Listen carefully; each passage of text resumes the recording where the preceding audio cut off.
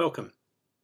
This video I'm going to discuss roles and responsibilities within the Scrum framework. So Scrum roles aren't necessarily job titles. A Scrum team has three types of roles.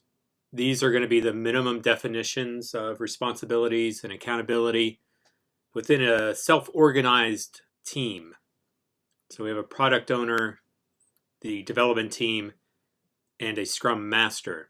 So starting off with the product owner, they are the hub of business value.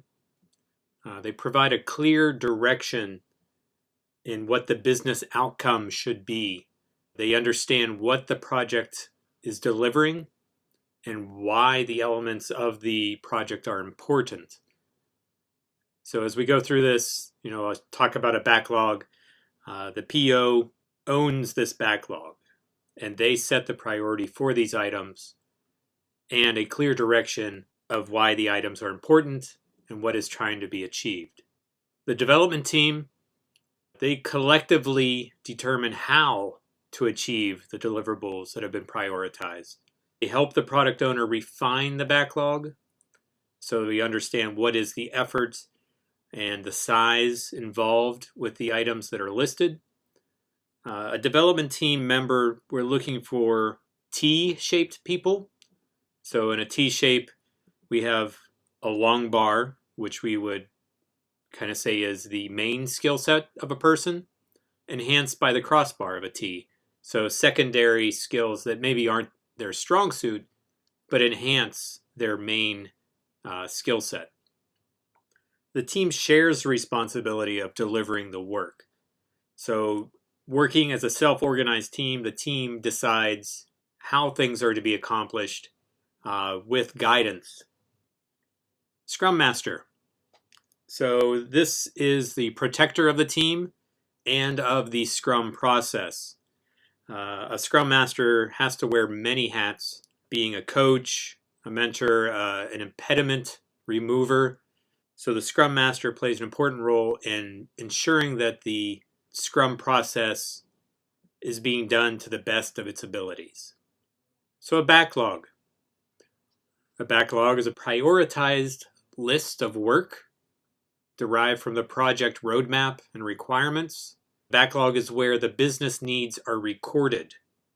A healthy backlog is a healthy communication tool between the development team and the business. It's a living, breathing repository, so it needs to be fed and groomed.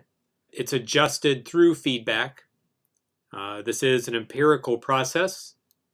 So as we go along and we learn, and our experience shows us what has happened in the past, and the business provides feedback, the backlog stays healthy. So what influences prioritization of a backlog? Number one, it's the customer. What is their priority? What's the urgency of getting feedback for an item? So an item that we're not sure or very uncertain should go higher in the prioritization process, just so we can get feedback earlier. The relative implementation difficulty, how hard is this thing to do?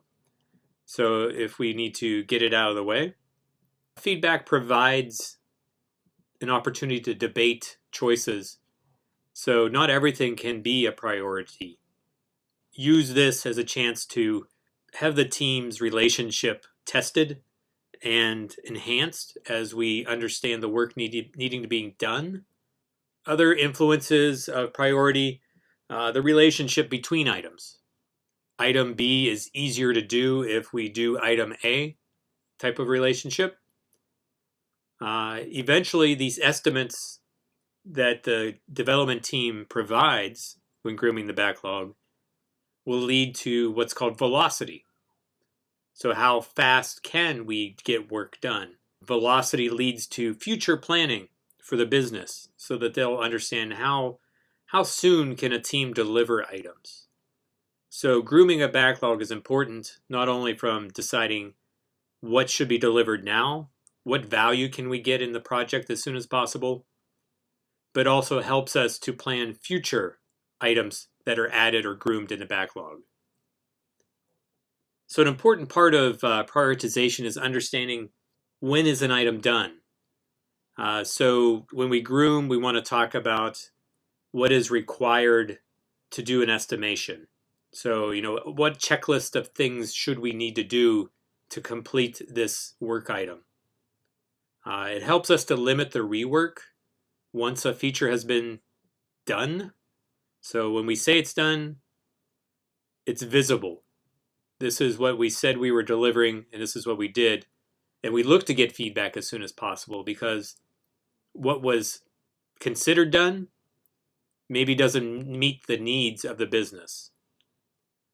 Having a shared understanding of it done limits the risk of delivering the wrong thing and the misunderstandings between the development team and the business. So if we agree on what done looks like, then the requirements should come more easily. A shared understanding of the requirements spelled out, being visible to everyone, including the business and the dev team, helps us to deliver the right thing.